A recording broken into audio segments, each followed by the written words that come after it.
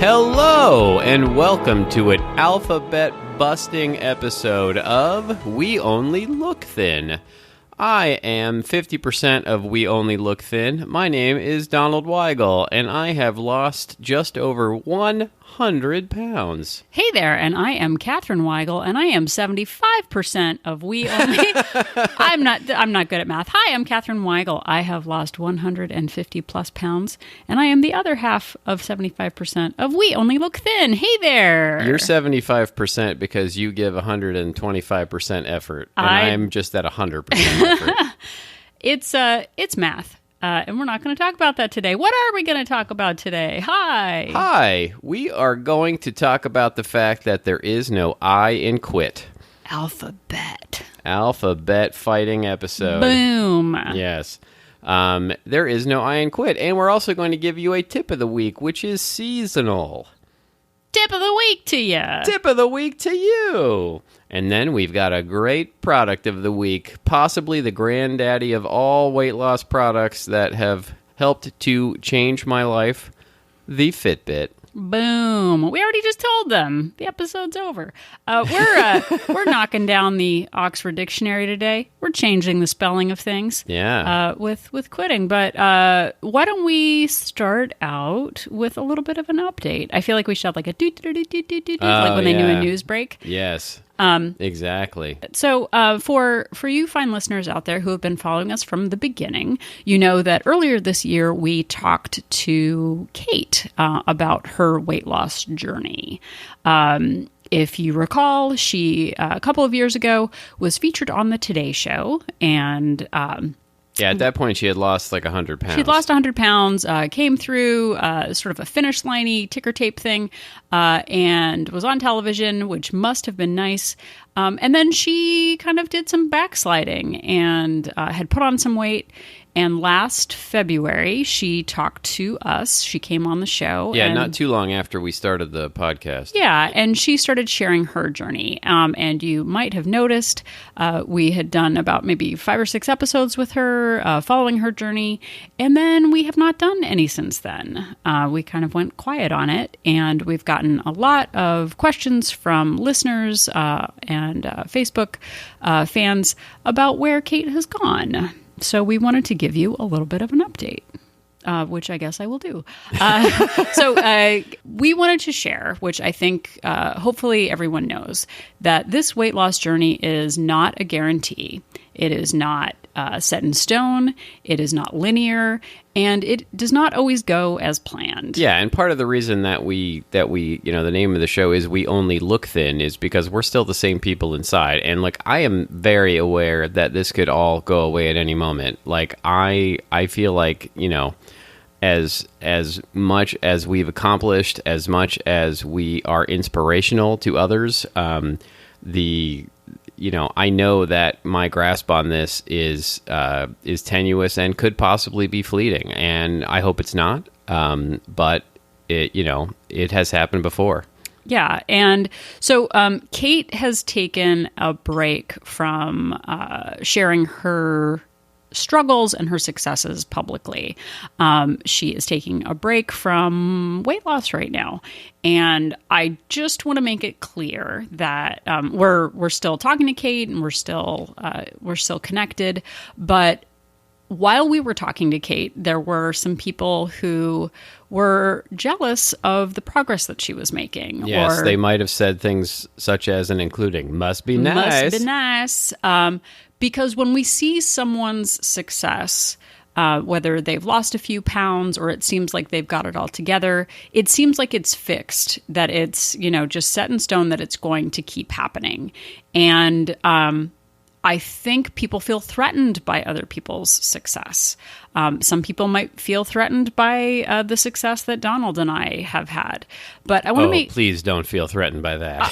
But I want to make it clear that this is a constant, vigilant fight for Donald and I. Like, we had to start a podcast to stay present and accountable. Yeah, for sure. And with Kate, she knows that we were going to be talking about her on the episode, so we're not speaking out of turn, but this is a constant lifetime battle for us. And we are respecting Kate in wanting to step back from the limelight of We Only Look Thin. But we appreciate everyone reaching out and asking how she's doing. And hopefully Kate will continue her journey. And we are here to support her and everyone else out here in our fine listening audience.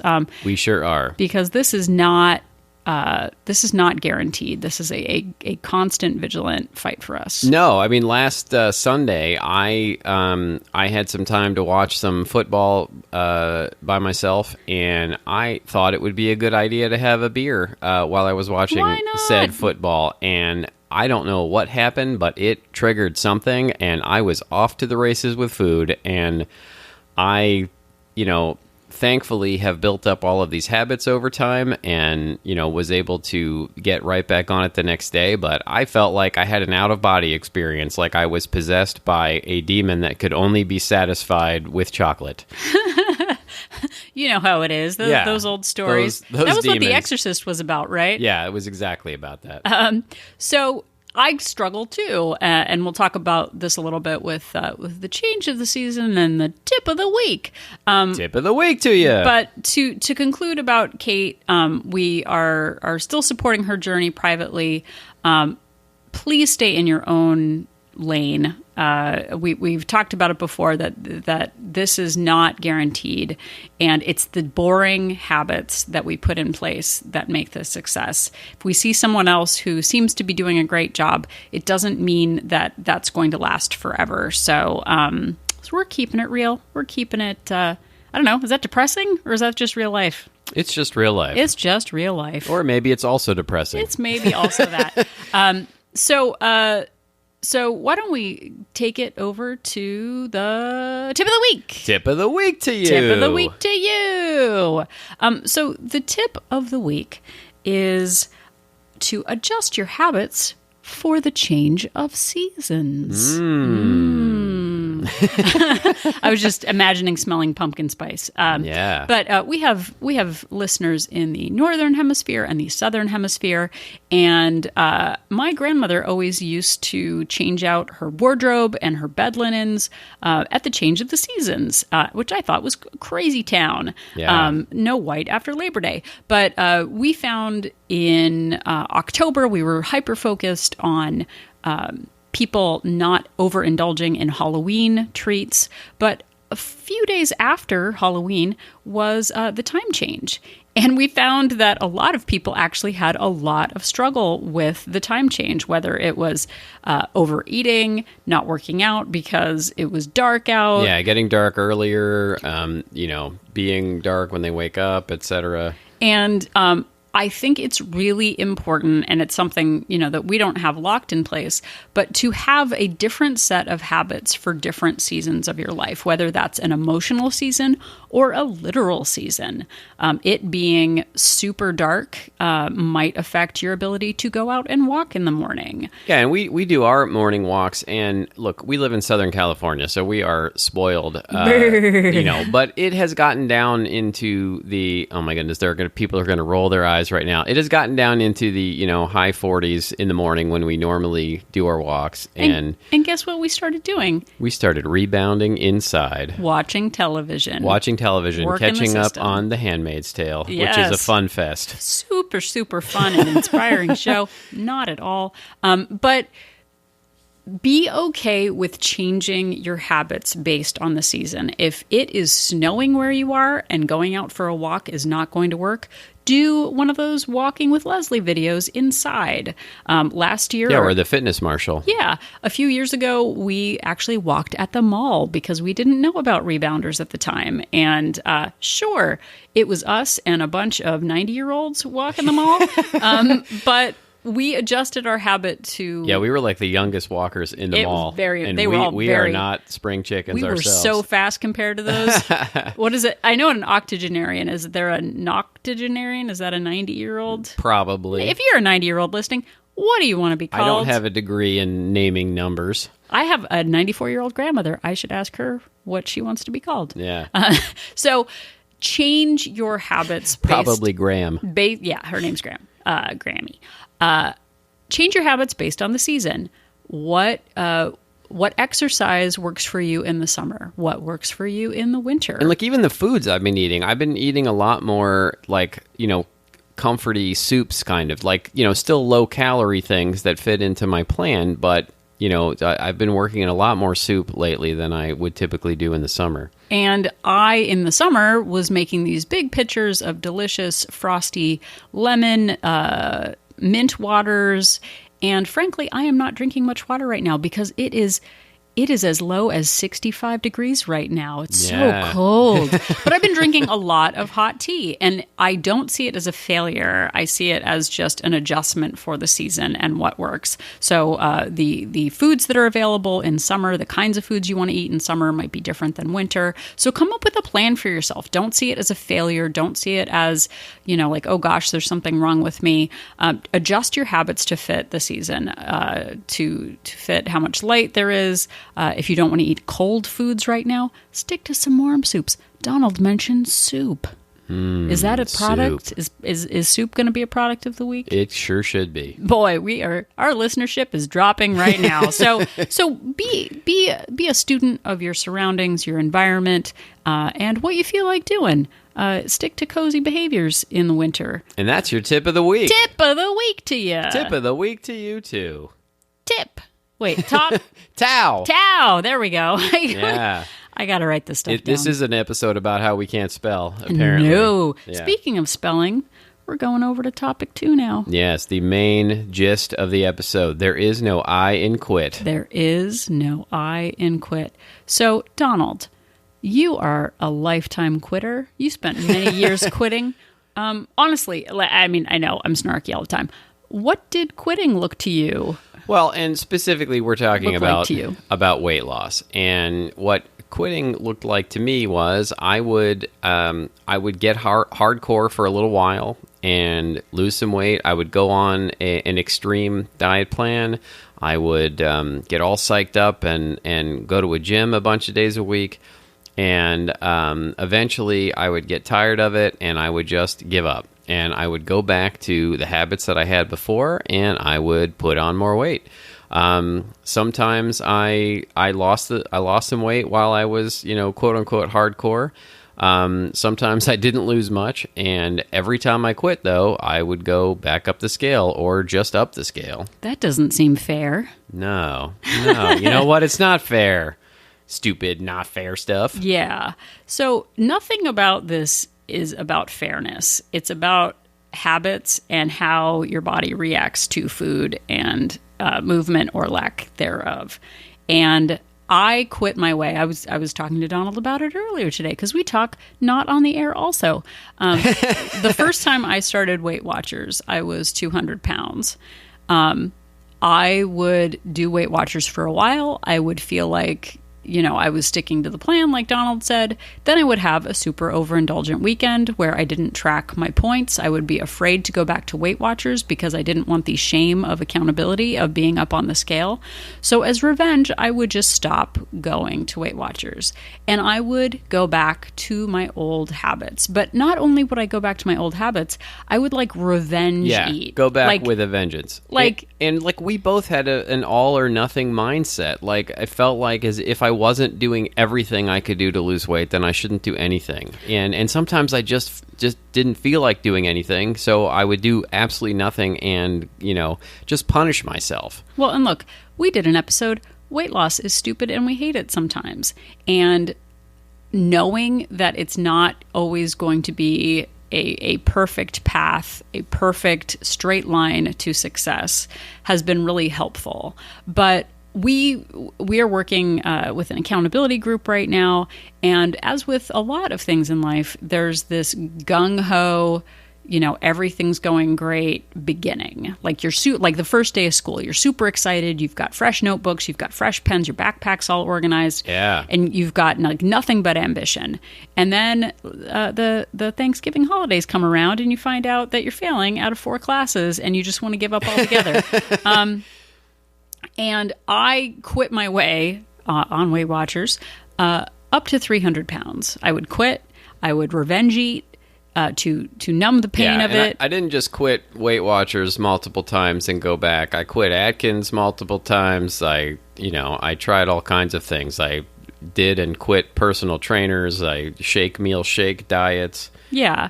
And we, going sort of back to Kate's situation and our accountability group, this is a long process. This is a practice. This is something that you can't escape.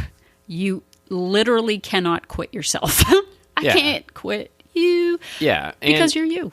And Catherine doesn't know this, but I just before we started recording, I got this notice from Google Photos about, look at this day 8 years ago. It was photos from today, exactly 8 years ago. And it was almost entirely photos of you and I. We were drinking beer, and then later we're drinking wine, and then there's a photo with two full-size pizzas in front of each of us. I think we were in Santa Barbara. Oh, I remember that. We used to get his and hers pizzas. Each got a full-size, not a personal pizza, not a little 8-inch, human pizza, but a real pizza in front of each one of us as we were eating. Why were we 300 pounds? Yeah, it's a mystery. But what does no I in quit mean? Well, Catherine already started to say it. What are you quitting? Where are you going? Are you quitting life? Are you just giving up on health? Are you giving up on, your goals? Where are you going? You're basically handcuffed to your habits. Well, and to piggyback on that, there are a lot, and there are many people who are just done, who just don't want to confront their choices, who don't want to deal with their boundary issues. They don't want to stop emotional eating. And the idea of quitting is... It doesn't actually exist, because you cannot quit yourself and you cannot run away from yourself. It's not like quitting a job.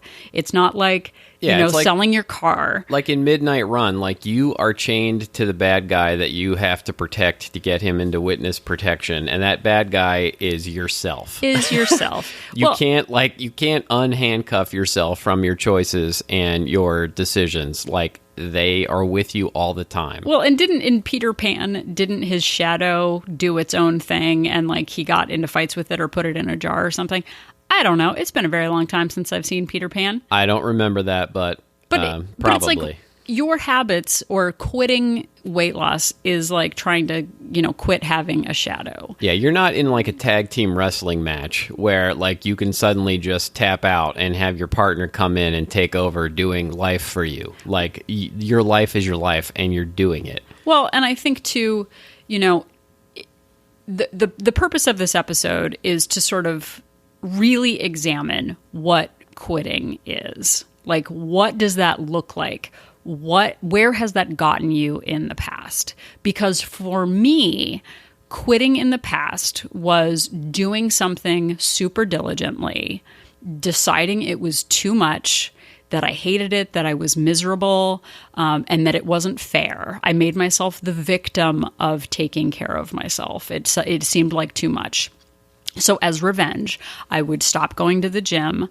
We would start getting takeout again every other night. Oh, yeah. I would blame circumstance. I would blame my job. I would blame the weather. I would blame stress. I would blame family for not being the perfect alignment of my life. So I would just say, I can't do it. It's too much. And it was basically creating all of these excuses to divest ourselves of responsibility for our own actions. Well, and justify I can't do it. It's the holidays. I just gained 15 pounds at the holidays. What am I going to do about it?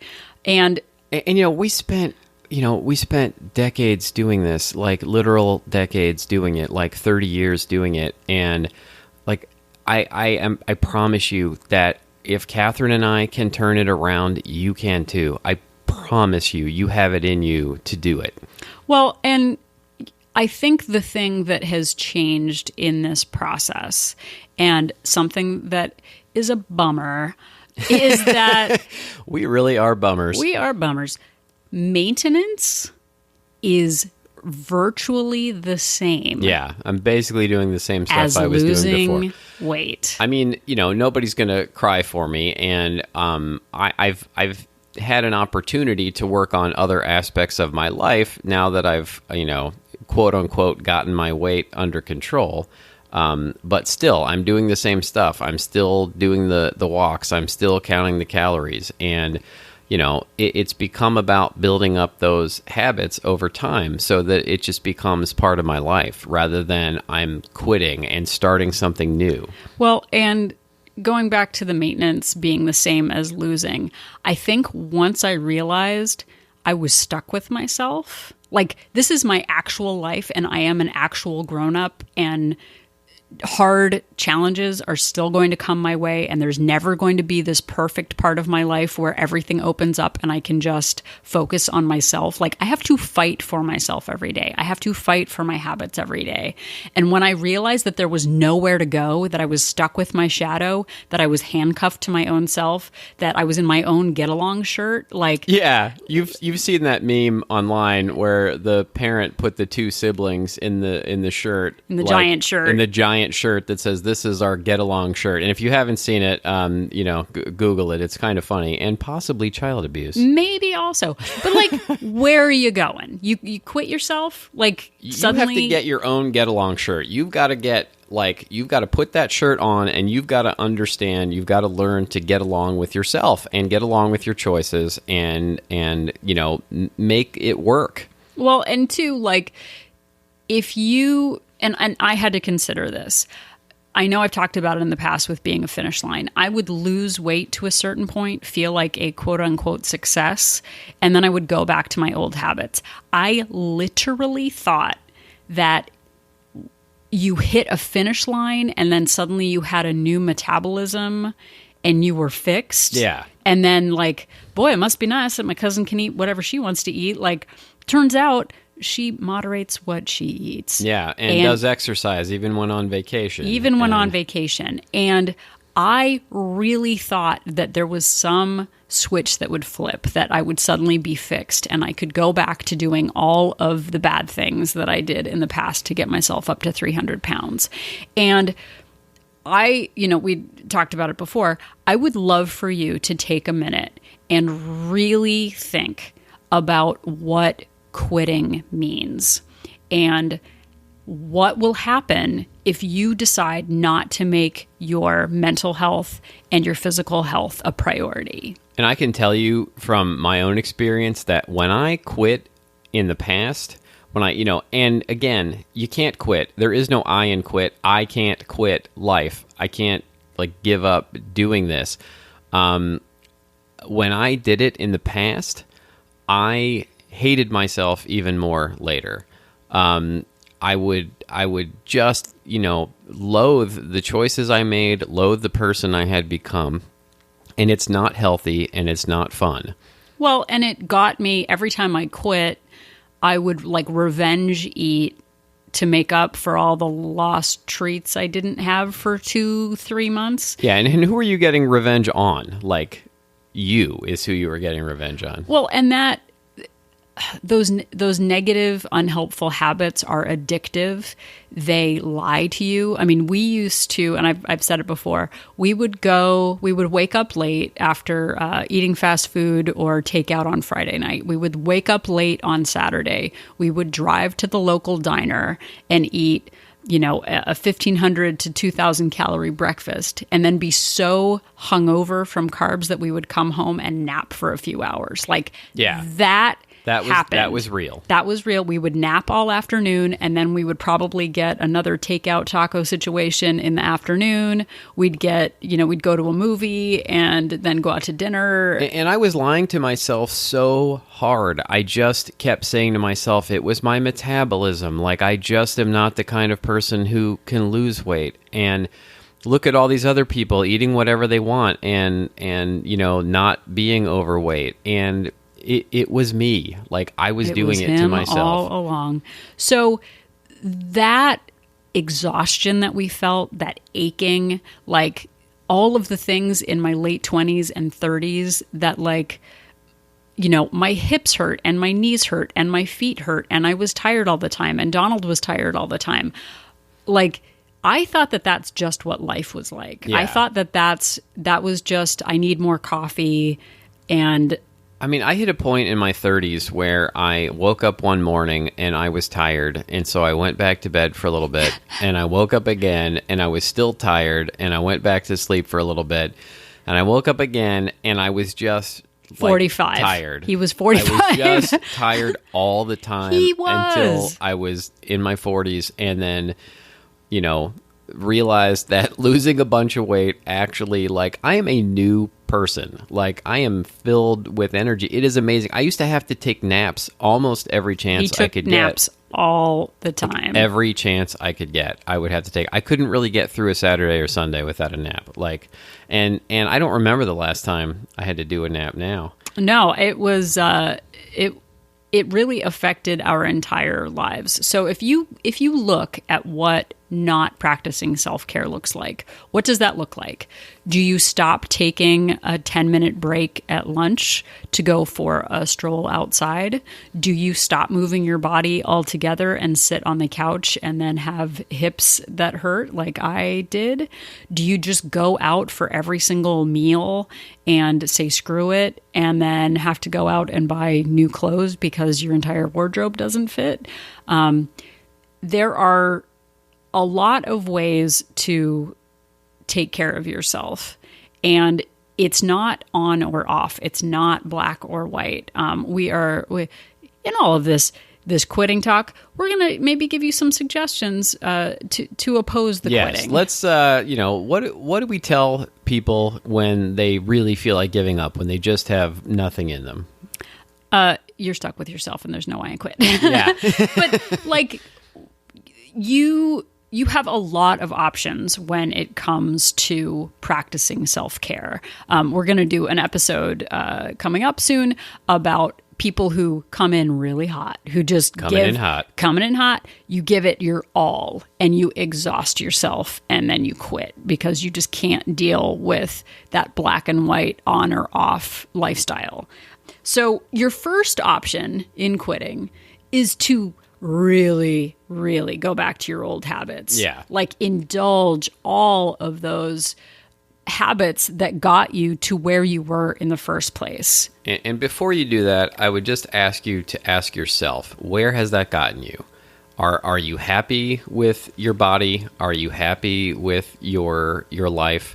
Has it, gotten you to a place where you can say that you love yourself? Yeah, and look, the mental space that I take up with my journey, my practice, I think about my weight all day. I think about food all day. I still think about, I think about it all the time. And I can tell you, like 60+% of everything we talk about, like now, still revolves around food and eating and weight and how we're feeling about it. And it doesn't stop. No, but it feels good to know, like we went on a 6-mile walk this morning. It was delightful. It was delightful, though it was a chilly 52 degrees. Ooh, brisk. But the habits that I had before got me to 300 pounds. Going back to the old way of living will get you back to where you were before you started trying to fight for yourself. Are you comfortable with that? Do you want to put that on your future self? Do you somehow imagine that the you of age 50 is going to be more well equipped to manage healthy habits than the you of 45? Because I'm going to say that it gets harder to practice self-care the older that you get. Yeah, it sure does. I'm glad at 41 I started stopping quitting, but like just imagine all the time that I wasted 25 years of quitting my way up the scale, waiting for that like get thin quick scheme, trying to outplay the system. Yeah, and it turns out that slow and steady wins the race. Boring. Like, that parable of the tortoise and the hare is real. Like, it's real and it's true, and it applies to weight loss. So there's going back to all your old habits, and then just That's option one. What is option two? Let's give them some hope. Option two is decide on some minimums. Yeah. Just decide on some rules that you're going to set for yourself. Some, 5 or 10 commandments of the way you're going to treat yourself, because you have many decades of experience of how to treat yourself poorly and what result that gets you. So there is, in the past, we would go 100% on or 100% off. Yeah, let's just say you really feel like you can't do this, that you can't do anything. Maybe you can just do some things so that you're not reeling into madness. Well, and we've asked you before to be a student of yourself. We all know the things that are our downfalls. Me going and getting a dozen bagels for the office because I'm benevolent. Yeah, and then eating a couple on the way. 3 or 4 of them because that's how it would go. So we're going to give you the second option is deciding on some minimums. Yeah, we've come up with like a 10 commandments, if you will, of things that you might want to consider just trying some of these. Maybe not all 10 if you can't do it, but maybe you just, these are the commandments that you apply to yourself so that you don't give up entirely. And regardless of your denomination or your belief system, having a set of rules for yourself can be really helpful. So, Donald, why don't you start us out with your first commandment? Thou shalt not be a victim of circumstance. What gravity? Yeah, gravity. Okay. Thou shalt not wait for your real life to start. Like, this is happening. Like, there's not going to be a perfect moment. So thou shalt not. There's actually a really good song by Colin Hay, the singer of Men at Work, called Waiting for Your Real Life to Begin. And, it's all about, telling yourself, someday my real life will start and then I'm going to do this. Guess what? You're in it. Thou shalt not supersize thine food. So, like, if you just decide that you don't want to focus on an active weight loss regimen, just don't supersize everything. Yeah, like if you have to go and eat fast food, maybe you get like a smaller portion. The kid meal is still like 600-700 calories, and you get that wonderful toy inside. Oh, I love the toy. This is a big one. Thou shalt not eyeball thine fatty condiment of mayonnaise, nor butter of nut or dairy or seed. Thou shalt not. Don't eyeball that. Go back, listen. That didn't go well for Donald. No, it did not. How about thou shalt not imbibe the venti elixir of pumpkin spice? Don't go for venti. That goes back to the supersize. Get a tall. Yeah, maybe get a tall. Or try something else. Try some sparkling water. There you go. Thou shalt not retrieve food from windows like Yogi Bear. You don't need to go through the fast food window every single time. If if 90% of your food is being delivered to you through a window, and don't steal picnic baskets. Do not do it. You are not. Jellystone. You are not a fictional bear. Go back, listen to the last episode on dignity. Don't do it. Don't do it. Thou shalt not scavenge food scraps from the abandoned plates of children. You know who we're talking about here. Yeah. You don't need to be a trash panda and scavenge food. If your kid isn't going to eat it, like crusts of bread, don't do it yourself. We had someone in one of our groups talk about like 10 things that they were doing that, like, what do I do? Like, I keep eating off my grandkids' plates. How about you don't? How about you just eat on your own plate? Yeah, how about, yeah. And the last one, thou shalt not partake of sweets begat of Jim in accounting. Don't eat food at work that you do not bring. Like, that is a huge trip up. Like, oh, my boss always says a candy dish. Guess what? They're trying to sabotage you. Yeah, someone's special someone brings in their special homemade treats. Like, you don't have to worry about offending somebody by not eating it. Like, that is an excuse that you want to use so that you can have it. And I think, going back to the option one of just going back to your old life, everything that we've mentioned in the 10 Commandments of is just things that you put in place, bumpers that you put in place to protect yourself from getting back up to 300 pounds or 400 pounds, whatever your limit was. We're not saying track all your calories. We're not saying only eat certain food groups. We're just saying put some boundaries in front of you to help, slow the bleeding of hating weight loss and thinking that it's stupid and quitting. The other thing, which we hammer to death, is, build up some habits. Start working on sustainable, meaningful habits. Add them one at a time. I know we've said this on pretty much every episode we've done, so that you don't end up in a situation where you just feel like giving up on everything. Well, and it's not that, this isn't easy for us either. Like we have a podcast. No, this is a struggle every day. And I know we've both lost over 100 pounds, but it doesn't stop. Like it's something that we're going to be doing for the rest of our lives. And the good news is that it can be done. Well, and sort of going back to our final suggestion, aside from just putting some bumpers in place, instead of quitting, you can just try to maintain your weight.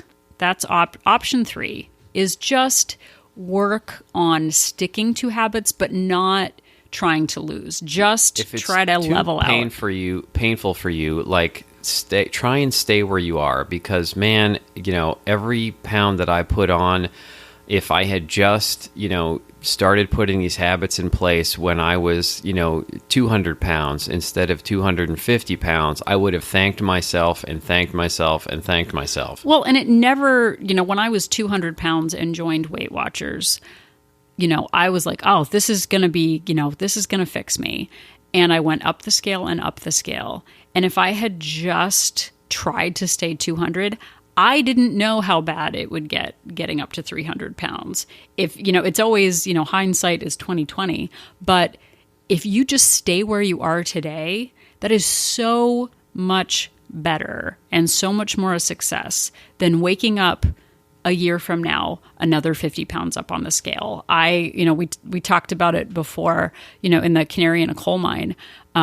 I had a mark on my Fitbit. When I first got my Fitbit, I was hardcore for 2 months. I lost about 10 pounds. I got a cold, and I woke up a year later, 30 pounds up on the scale. It's a mystery. I stopped wearing my Fitbit. I stopped tracking food. I went back to my old habits. Like, it is no surprise to me now, looking back at it, that I put on 30 pounds.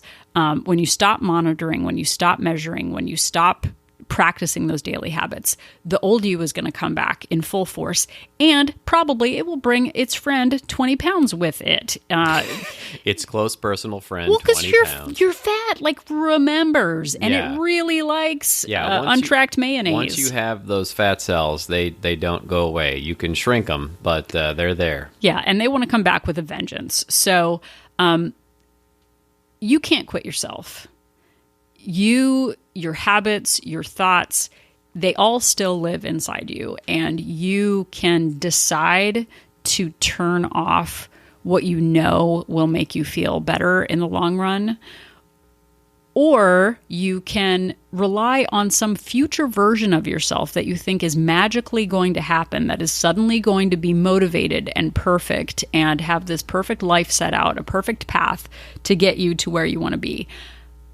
I do not believe that is going to happen. And it is the slow, sustainable, boring, unsexy habits of walking and drinking water and eating mindfully and not stuffing my face with every food presented to me in a window that, has led me to maintaining my weight up and down a little bit in the last 18 months. But it takes constant vigilance. And I so prefer this kind of hard, this kind of mindfulness, than I do feeling exhausted all the time and depressed all the time and overwhelmed all the time. And as usual, you have really summed it up. Thank you. There is no I in quit, everybody. There is no I in quit. Caw-caw! I think it's now time for the product of the week. Pow! Pow! The product of the week this week is the Fitbit.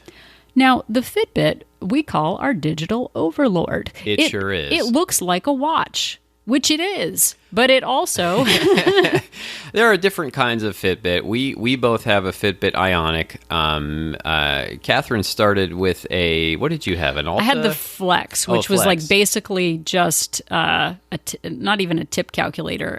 All it did was track steps, which was totally fine for me when I started. I didn't need to know what my heart rate was when I started. I just wanted to see if I was getting in steps. Yeah, and I'm a gadget guy, and I was thinking about getting a smartwatch anyway, and then Fitbit happened right about the same time I was starting to think about actually losing some weight.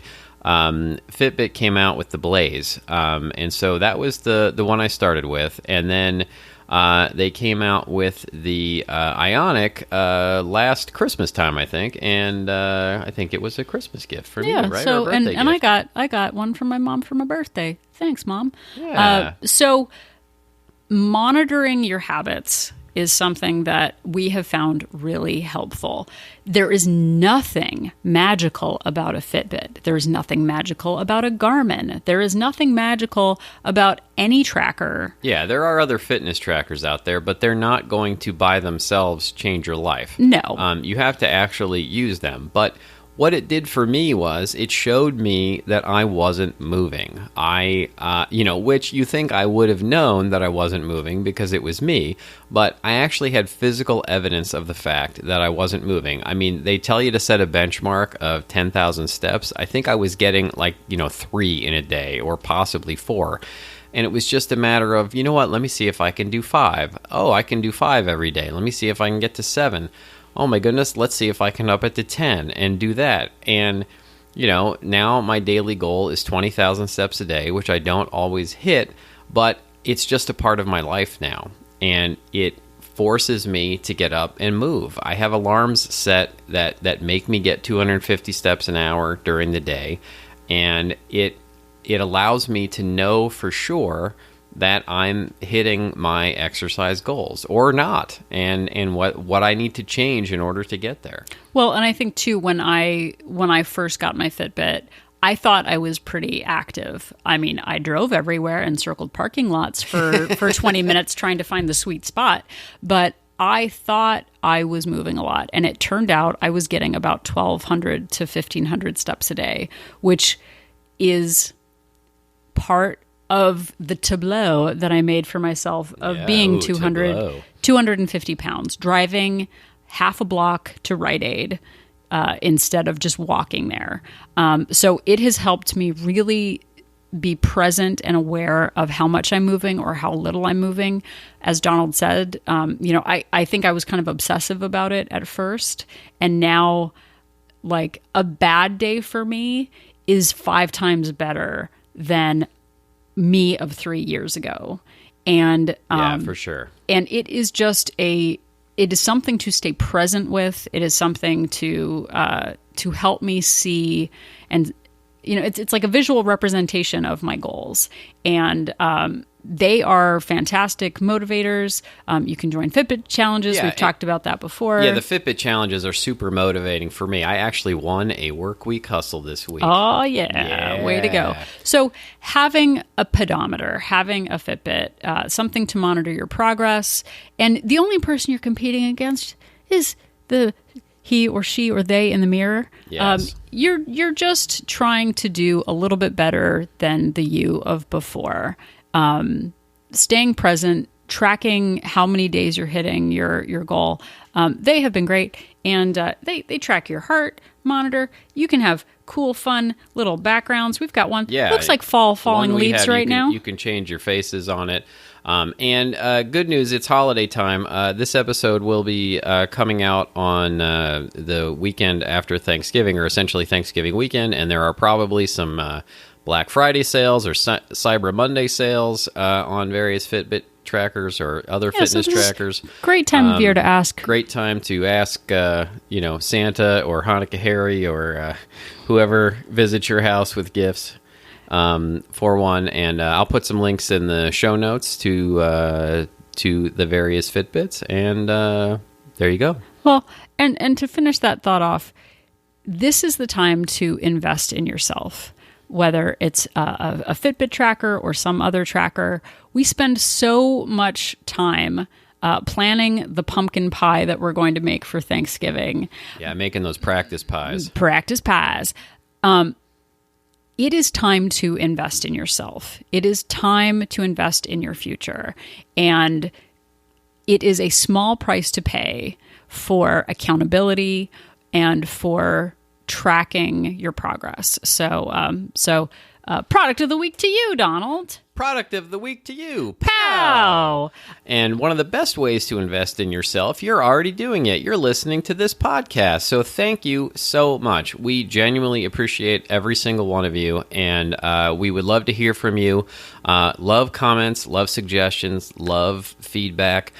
You can deliver those to us on our Facebook page. You can find us on Facebook, We Only Look Thin. You can find us on Instagram at We Only Look Thin. You can find us on Twitter at We Only Look Thin. You can email us at weonlylookthin@gmail.com. And we also have a website, weonlylookthin.com. And please subscribe to our podcast wherever you get your podcasts. And you know what would be a lovely present for us? Wow. If you would go onto iTunes and give us a little rating and review. Yeah, and honestly, we have gotten so many wonderful reviews, and it's so awesome to see people that that are in our circle telling us we're awesome. But it's also amazing when people we don't even know think we're awesome. Like someone just said on Weight Watcher Connect, someone mentioned us, and on the My Favorite Murder subgroups and stuff. So it's super awesome. Yeah, it's really gratifying to hear from everyone. Our message is getting out there, and so thank you for sharing it and for sharing your struggles and your truths with us. And guess what? There's no quitting this amazing podcast either. And please try and remember as you go about your week that when you're trying to spell the word quit and you realize that there is an I in it, that Catherine and I are an inspiration. There is an I in inspiration.